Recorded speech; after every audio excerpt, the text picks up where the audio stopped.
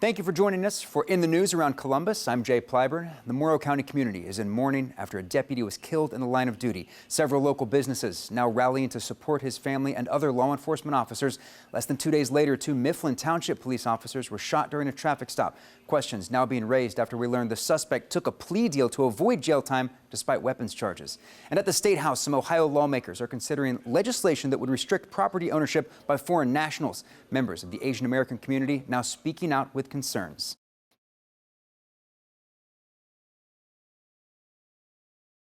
These blue ribbons hang pretty much everywhere in Mount Gilead. They're a subtle reminder of the deputy lost just 2 nights ago. And in that time, this community has found ways to say thank you, but also honor the fallen deputy.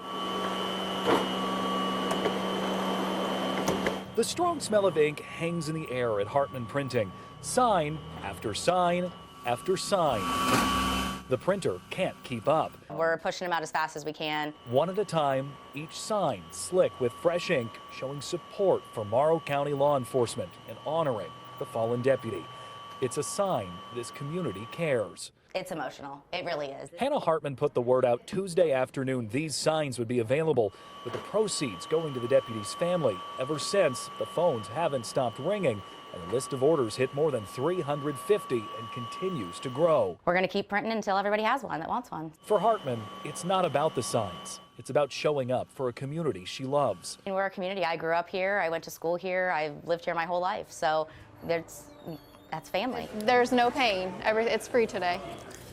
Thank you. You're welcome. Just a few minutes away, men and women in uniform coming to pay their respects sat down for a lunch at the End Zone Bar and Grill, all for free. When something happens in this community, everybody comes together. Sarah Long owns the restaurant, and when she lost her husband a year ago, this community showed up for her, and now it's her turn. We want to give back as much as we can, and this is just a small thing that we can do for them. Knowing the pain the community feels, a free meal for these men and women not only fills their bellies, but also hopes to ease some of the burden. We could never do enough, but it's a small gesture to show our appreciation. Maybe lighten their day a little bit so they don't have to worry about what to eat today. Other businesses are stepping up too. Gilead Fitness is doing a blue light bulb drive where the proceeds of folks buying those light bulbs go directly to the deputy's family. In Mount Gilead, Colin Dorsey, 10 TV News.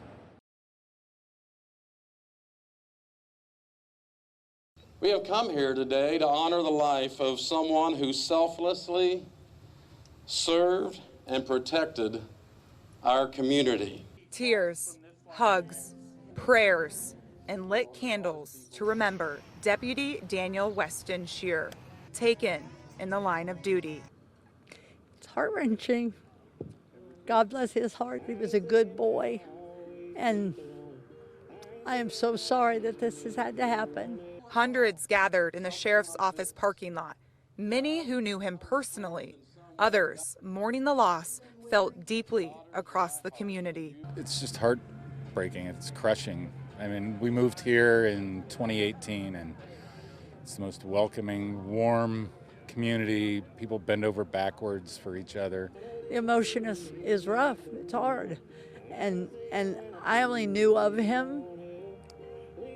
There are folks at our church that knew him well, and it just makes me sad. A strong community that holds each other up in trying times. This is our town. This is how it's always been. We always rally together.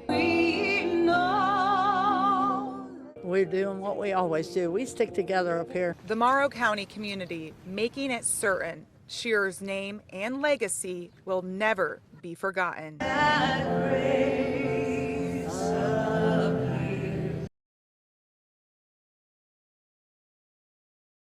Aggravated burglary and 2 weapons charges. Those are the 3 felonies Devontae Dixon pled guilty to in 2024. But instead of jail time, Dixon was offered a deal. The Franklin County Prosecutor's Office dropped 4 other charges, and Dixon was placed into community control. 10 TV tracked down someone close to Dixon to learn more about his past, but they chose not to speak to us. We were able to speak to local attorney Sam Szymanski. He says community control is used to rehabilitate people, and he called Dixon's reoffense a rarity. I'm guessing and gleaning from this record that this gentleman pled guilty and was put into a rehabilitation program, likely because he has a drug problem, and was given a chance at community control, which is supervision, which is way more effective than sticking somebody in prison and having them come out even harder than they are when they go in. And he said this of the judge who accepted that plea deal. We elect judges to make tough decisions every day. And to those folks in the audience who think that's an easy job, they're wrong. But tonight, someone who is questioning that decision is the president of the local police union. We're asking no stone is going to be unturned too. We're going to want to find out every single person that was involved in that decision, including the prosecutor's office, because we believe they also agreed to this joint resolution to give community control.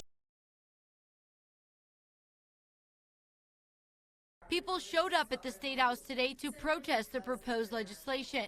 Vincent Wang was among them. He's the chair of the Asian American Coalition of Ohio and says the bill would interfere with people's rights. Strip people from the freedom to live and work freely, contribute to the society here. This agenda is going to push the immigrants out and cause fear, cause hatred among the community. Hong Mei Lee with the Ohio Chinese American Council says the bills target immigrants, even those who have lived in Ohio for years. Many of us have lived, worked, and contributed to the economy in this country for generations.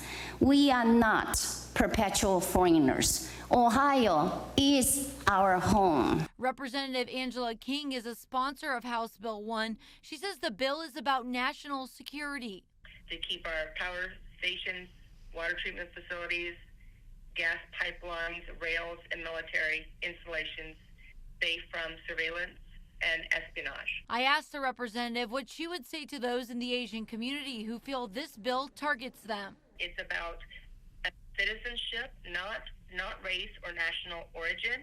This also applies to Cuba, North Korea, Iran, and Russia. Not all representatives support the bill. Rep. Anita Samani says she hopes to get rid of House Bill 1. This bill would only serve to increase hate and prejudice against one group without any true benefit to us here in Ohio.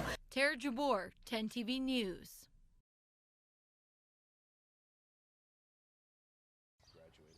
Megan Garby's daughter is only in the 2nd grade, but Garby is already thinking about the day her daughter starts college. We started pretty soon after she was born. Garby and her husband began socking away money into Ohio's 529 College Advantage Plan, which invests money into mutual funds.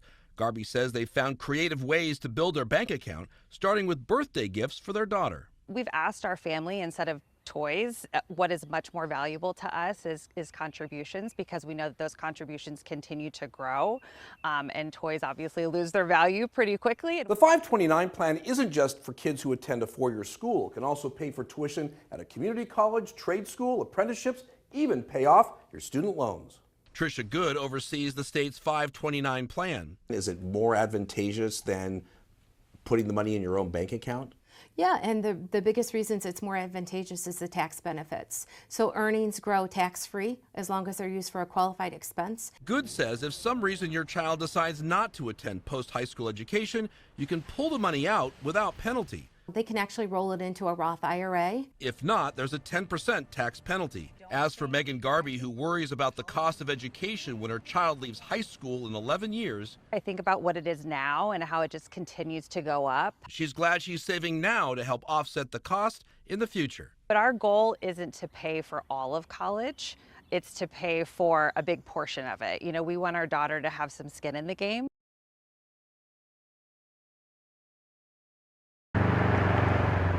In the village of Hebron, the mayor says the outcome of a pending court battle could mean some serious cuts. Do they think that I'll just get rid of half of my police department? Like, how do they see that playing out for our village? The they she's referring to would be Mifflin Township, who's suing Hebron for back payments on a fire levy. Am I disappointed? Sure. But disappointment is different than thinking that they're bad guys. So let me explain how we got here. In 2022, the village of Hebron actually redrew their tax property boundaries so they could separate themselves from Union Township. In 2023, Union Township passed a $7 million levy to pay for fire services. And according to that court filing, they now say that under that updated levy, Hebron owes them almost $500,000.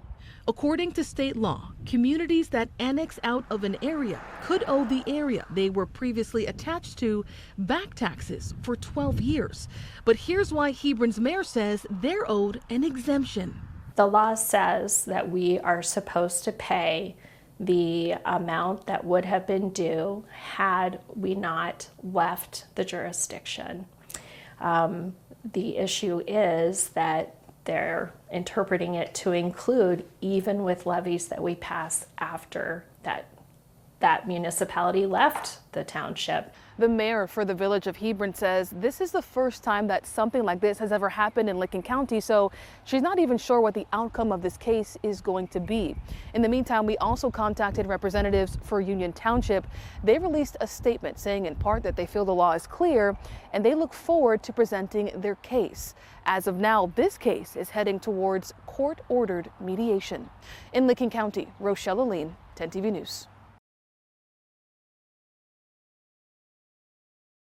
1, 2, 3. Alley-oop.